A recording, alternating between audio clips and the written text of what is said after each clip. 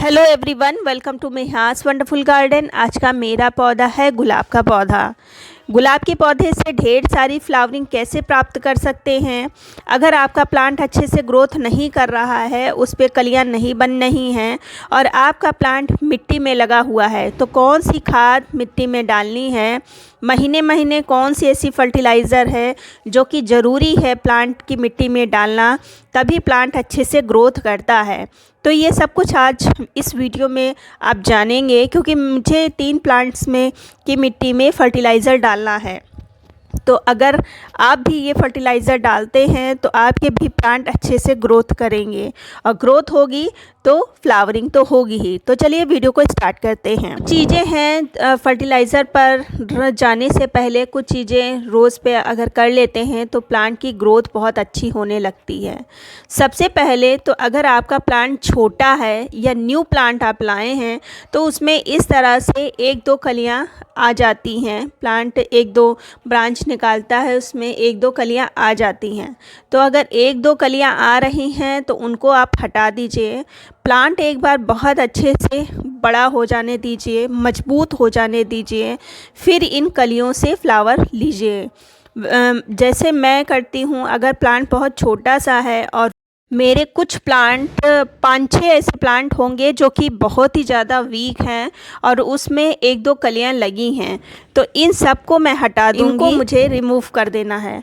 कलियां अगर आप रिमूव कर देंगे तो प्लांट अपनी सारी एनर्जी प्लांट को घना करने में लगाएगा, मजबूत करने में लगाएगा। अगर 1-2 फ्लावर आप ले भी लेते हैं तो सारी एनर्जी फ्लावर को खिलाने में ही प्लांट लगा देगा, तो प्लांट अंदर से कमज़ोर ही रहेगा। एक बार प्लांट अंदर से मजबूत हो जाता है तब उसमें गुच्छों में फ्लावर आते हैं, तो इसलिए इन कलियों को रिमूव कर दीजिए।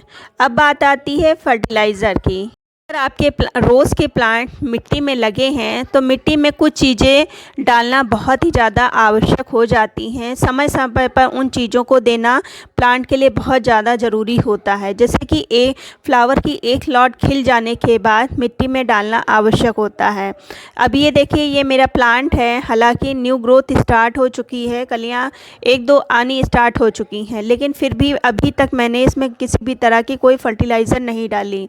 इसमें मैंने जब रीपॉटिंग करी थी, हार्ड प्रूनिंग इसकी की थी, तभी मिट्टी में फर्टिलाइज़र डाला था, तब से कुछ भी नहीं डाला है।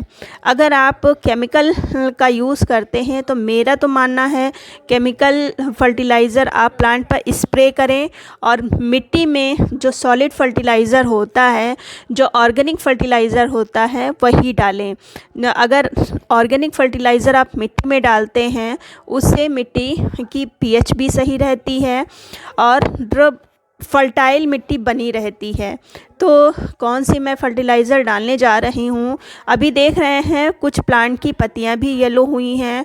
तो प्लांट की पत्तियाँ नीचे की अगर येलो हो रही हैं तो उसके 2-3 कारण होते हैं। एक तो ओवर वाटरिंग होती है, दूसरा पीएच गड़बड़ होता है। तो मैं केमिकल मिट्टी में तो नहीं डालती हूँ, तो पीएच वाला तो इशू नहीं हो सकता है, ओवर वाटरिंग भी नहीं हो सकता क्योंकि मिट्टी के पॉट में लगा हुआ है। और तीसरा है, जो पुरानी पत्तियाँ होती हैं वो गिर जाती हैं येलो होके, तो यही है, ये सब पुरानी पत्तियाँ हैं तो ये येलो होके गिरेंगी ही, इनकी जगह पर न्यू पत्तियाँ निकलेंगी। तो अगर पत्तियाँ पीली हो रही हैं तो ज़्यादा घबराने की बात नहीं है। सबसे पहले तो ये जो पत्तियाँ पीली हैं उन सबको ही हटाना है और प्लांट की अच्छे से गुड़ाई कर देना है। गुड़ाई क्या, मेरे प्लांट की जो मिट्टी में जड़ें खूब अच्छे से भर चुकी हैं, तो ऊपर से मुझे थोड़ी सी मिट्टी निकालनी पड़ेगी। तो हम पहले से इसकी अच्छे से कर लेते हैं गुड़ाई इस तरह से, और आधे से कम मिट्टी हम निकाल लेंगे।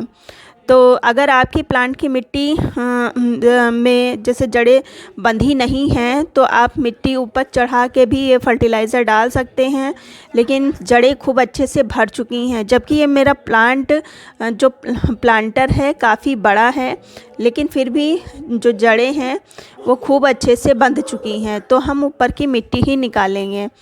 तो और ये प्लांट मेरा मिनिएचर वैरायटी का प्लांट है, तो नीचे से खूब घना होता है। तो तो थोड़ा सा इसमें काम करते थोड़ा प्रॉब्लम होती है क्योंकि कांटे लग जाते हैं हाथ में। देखिए ये मैंने थोड़ी सी ऊपर से मिट्टी निकाल ली है और अब हम इसमें फर्टिलाइज़र डालेंगे। हालांकि देखिए न्यू ग्रोथ स्टार्ट हो चुकी है और एक दो कलियां भी आई हैं, लेकिन जब हम अच्छी खासी मात्रा मिट्टी में डालेंगे तो ग्रोथ और भी तेज़ी से होगी, वरना ये इतनी ही ग्रोथ होके एक दो फ्लावर आके ही रुक जाएगी। तो सबसे पहले हम फर्टिलाइज़र के लिए लेते हैं जो काऊ डंक होती है उसको। काऊ डंक मैंने लिया है, लेकिन लेते समय ध्यान रखिएगा खूब अच्छे से तैयार होनी चाहिए, किसी भी तरह की कोई स्मेल नहीं आनी चाहिए। तो ये देखिए लगभग मैंने 100 ग्राम के करीब ये काऊ डंक ली है और एक प्लांटर के लिए मैंने लिया है, तो इतना लेंगे। और फिर जो दूसरी चीज़ हम लेंगे तो ये काऊ डंक में तो आप जानते ही हैं नाइट्रोजन बहुत ही अच्छी मात्रा में पाया जाता है और भी न्यूट्रिएंट सूक्ष्म मात्रा में पाए जाते हैं। दूसरी चीज़ मैंने ली है ये जो नीम की खली होती है उसको। नीम की खली सर्दियों में कुछ ज़्यादा ही फ़ायदा करती है क्योंकि इससे फंगस वगैरह नहीं लगता है। जो तीसरी चीज़ है ये है बोन मील। बोन मील में फास्फोरस बहुत अच्छी मात्रा में पाया जाता है, तो प्लांट की ग्रोथ के लिए बहुत ही ज़्यादा ज़रूरी है। तीसरी चीज़ है एप्सम सॉल्ट। एप्सम सॉल्ट जैसे जब रूट कट होती है तो प्लांट शॉक में ना चला जाए, इसके लिए डाला जाता है। साथ ही साथ क्लोरोफिल की क्रिया को भी बहुत अच्छा बनाता है, रूट फॉर्मेशन बहुत ही अच्छा होता है। तो हम सब अच्छे से मिक्स कर लेंगे। और अगर आप प्लांट मिट्टी में लगा रहे हैं तो ये फर्टिलाइज़र थोड़ा ज़रूरी हो जाते हैं डालना, प्लांट की ग्रोथ अच्छी होती है।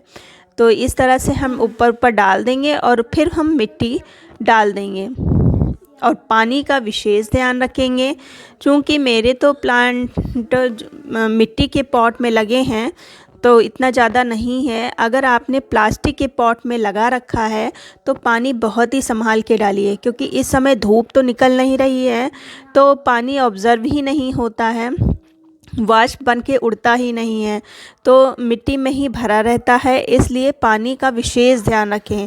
जब पानी अच्छे से सूखा हो, मिट्टी सूखी हो, तभी पानी आप डालें, वरना पानी बिल्कुल भी ना डालें। कभी कभी क्या होता है प्लांट की ग्रोथ इसलिए भी रुक जाती है कि जो प्लांट की जो रूट है वो सड़ने लगती है, वो अच्छे से ग्रोथ ही नहीं कर पाती है, हर समय मिट्टी गीली ही बनी रहती है, जिसके कारण प्लांट अच्छे से ग्रोथ नहीं कर पाता।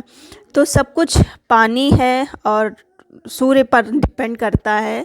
अगर आपने बहुत अच्छे से उसको संभाल ले गए तो प्लांट की ग्रोथ बहुत ही अच्छे से होगी। और सबसे ज़्यादा ज़रूरी है प्लांट को धूप में रखना।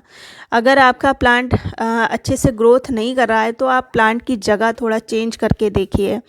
कभी कभी क्या होता है कि प्लांट की शेड भी प्लांट पर पड़ती है, जिसके कारण उसको अच्छे से धूप नहीं मिल पाती है और हमारा ध्यान उस तरफ नहीं जा पाता है। तो कभी कभी प्लांट की जगह बदलने से भी काफ़ी फ़र्क पड़ता है। तो जगह बदलिए। अगर आपके प्लांट में ग्रोथ अच्छी नहीं हो रही है तो जगह बदल के देखिए। 15 दिन वहाँ पर रखिए, अगर प्लांट की ग्रोथ वहाँ पर अच्छी होती है तो फिर वहीं पर उसको शिफ्ट कर दीजिए। ऐसा करके देखिए, ज़रूर अच्छा रिज़ल्ट मिलेगा। उम्मीद करती हूँ जो मैंने आपको बताया कुछ काम का होगा। अगर काम का है तो लाइक कर दीजिए, सब्सक्राइब